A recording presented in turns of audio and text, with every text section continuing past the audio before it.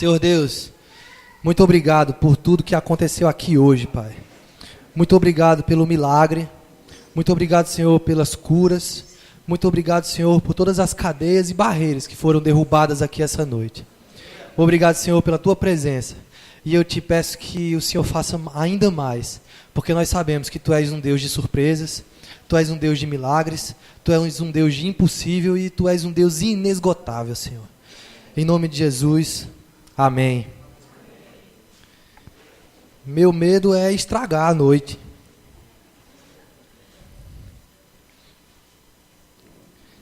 Abra o seu dicionário na palavra paradoxo. Não trouxeram o dicionário, né? Mateus 25.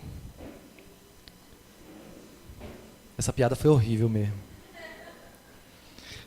Mateus, capítulo 25.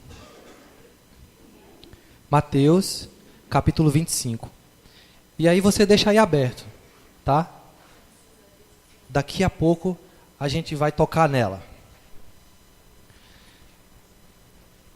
Quem aqui já foi para a reunião da rede de grupos essa semana? Certo, um bom pedaço. Quem aqui ainda vai para a reunião da rede de grupos essa semana? Pronto, o resto não vai. Nem foi.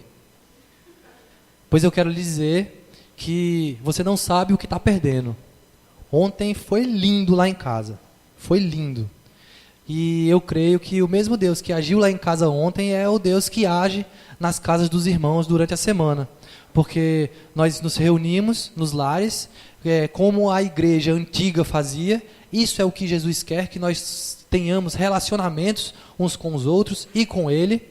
E a forma que nós temos de fazer isso é sermos igreja em nossas casas.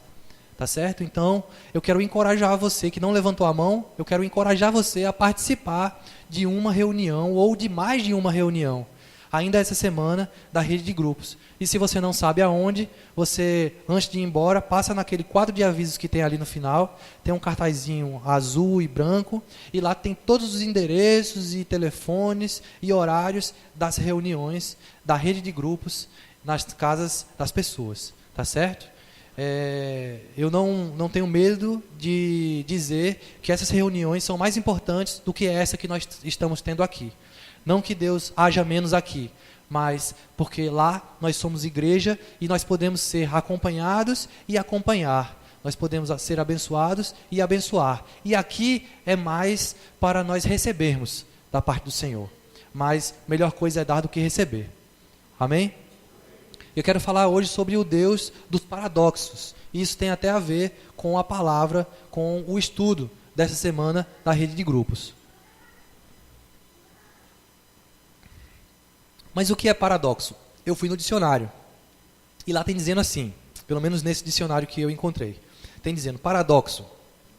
Declaração ou proposição que se parece autocontradizer, mas que na realidade expressa uma verdade possível. Outra definição, proposição falsa ou autocontraditória. Está vendo como a própria definição de paradoxo é um paradoxo? Porque na primeira ela diz que é uma declaração que parece que contradizer, mas que na verdade é uma verdade, pode ser uma verdade possível. E na segunda já diz que é falsa ou contraditória.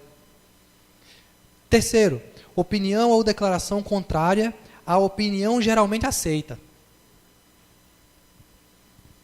Quarto, figura de pensamento que consiste na exposição contraditória de ideias. E quinto, implicação recíproca entre uma proposição e sua própria negativa. Ou seja, paradoxo tem a ver com algo que aparentemente se opõe, mas está na mesma coisa. Por exemplo, Deus é muito grande. Amém? Não há nada maior do que Deus. Não há nada mais importante do que Deus. E nós somos muito pequenos em relação a Ele. Não é verdade? É um paradoxo muito grande um ser de tamanha importância se preocupar com pessoas como eu e como você. É muito paradoxal isso, porque não tem sentido.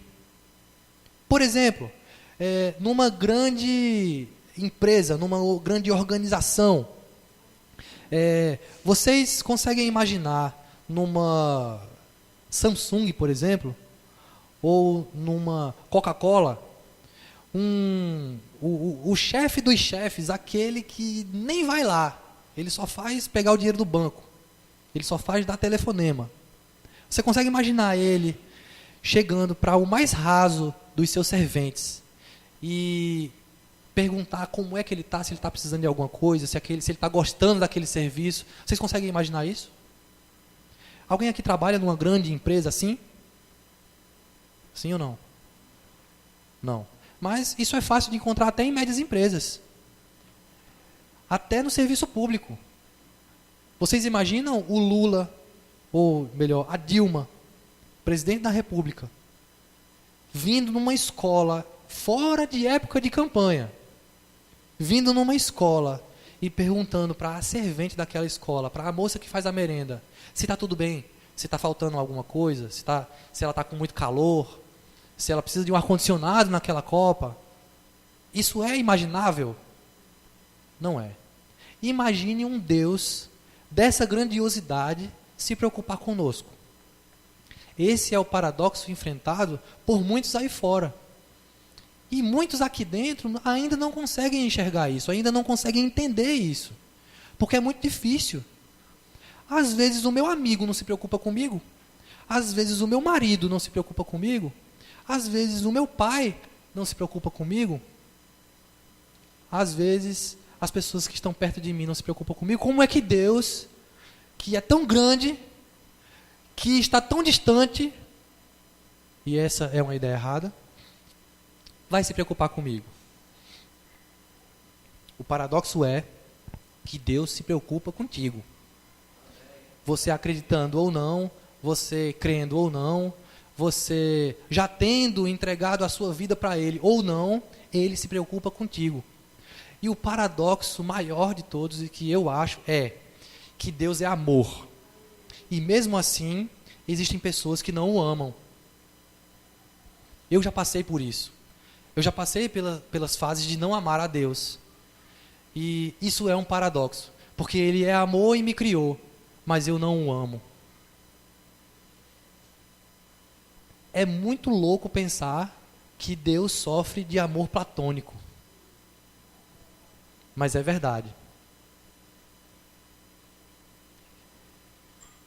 Mateus 25, a partir do verso 34, diz o seguinte: então dirá o rei aos que estiverem à sua direita: vinde, benditos de meu Pai, possuí por herança o reino que vos está preparado desde a fundação do mundo. Porque tive fome e me deste de comer, tive sede e me deste de beber, era forasteiro e me acolhestes, estava nu e me vestistes, adoeci e me visitastes, estava na prisão e foste me ver. Então os justos lhe perguntarão: Senhor, quando te vimos com fome e te demos de comer? Ou com sede e te demos de beber? Quando te vimos forasteiro e te acolhemos? Ou nu e te vestimos? Quando te vimos enfermo ou na prisão e formos visitar-te?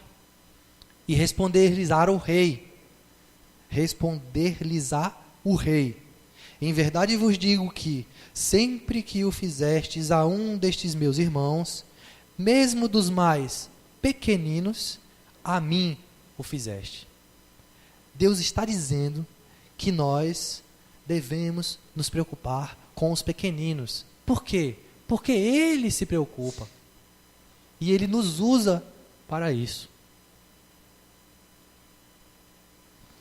E eu tenho refletido muito, desse final de semana para cá, do quanto que nós estamos fazendo por esses pequeninos. Eu não estou falando de caridade, de boas ações. Eu estou falando da pregação do Evangelho.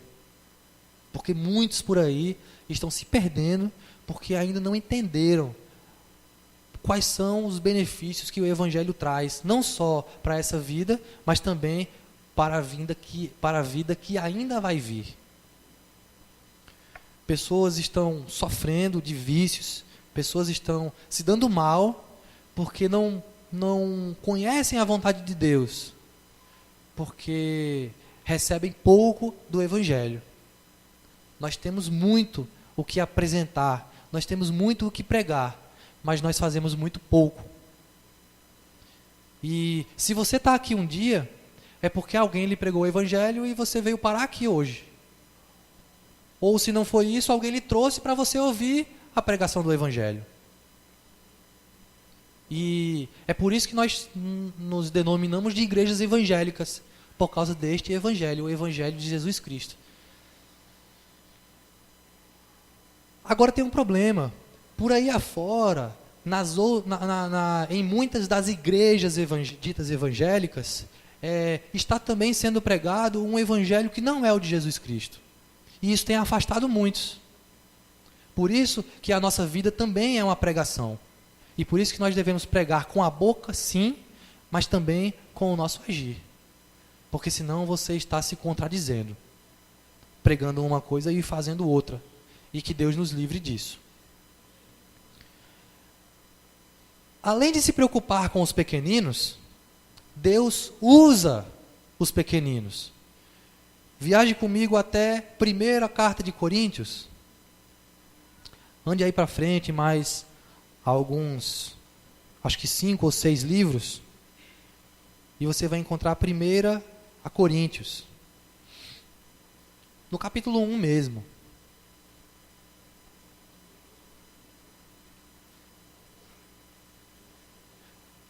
1 Coríntios, capítulo 1.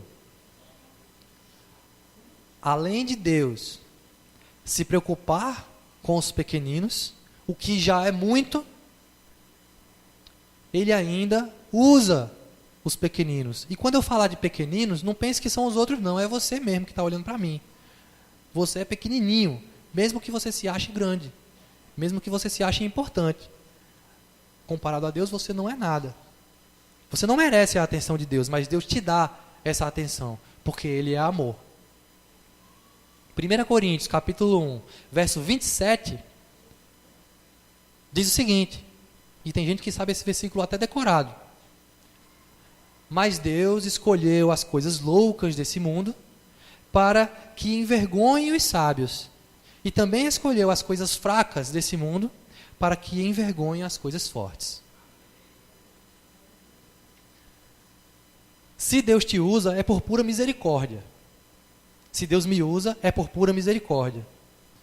Justamente porque Ele escolheu as coisas loucas para confundir as sábias. E escolheu as coisas pequenas, fracas, para confundir as coisas grandes, fortes. No estudo dessa semana, quem já viu e quem vai ver, esse assunto é abordado. Certo? Então, não pense que Deus te esqueceu. Não caia nessa de achar que Deus não está preocupado com a sua causa. Pior, não fique achando, caindo nesse engano, de achar que Deus tem coisas mais importantes para se preocupar. Deus conhece o seu coração, Deus sabe todos os propósitos que Ele tem para a sua vida, Ele sabe como agir com você, né? Sendo bom, sendo fiel, mas sem mimar em excesso. Né? Deus disciplina e Ele faz com que você aprenda a lição. Dependendo do seu comportamento, pode ser da pior ou pode ser da melhor forma, mas você vai aprender. Amém? Então, tenha isso em mente.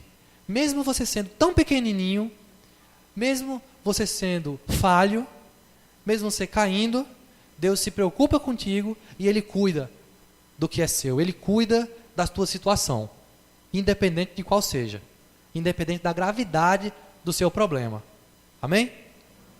Segundo lugar, e mais um paradoxo, Ele é bom, mas Ele é severo. Isso não deveria nem ser paradoxo, ser bom e ser severo ao mesmo tempo. Só que nós estamos numa época em que, se você é severo, você não é bom. As pessoas querem ser bonzinhas, mas as pessoas não querem ser severas. Mas é preciso ser as duas coisas. Principalmente quando se é pai. Principalmente quando se é mãe. Porque se você for só severo, você vai maltratar o seu filho e de repente ele vai ficar com, enfim, traumas ou sequelas da infância, enfim, vai ter problemas. E se você for só bom, eu acho que ainda é pior ainda. Porque você vai estar criando um monstro que não vai saber receber um não aí fora, que vai ser, enfim, mimado e vai sofrer muito mais, porque a vida não é do jeito que a gente gostaria que fosse. Na vida, nós passamos por vales e nós passamos por montanhas, não é verdade?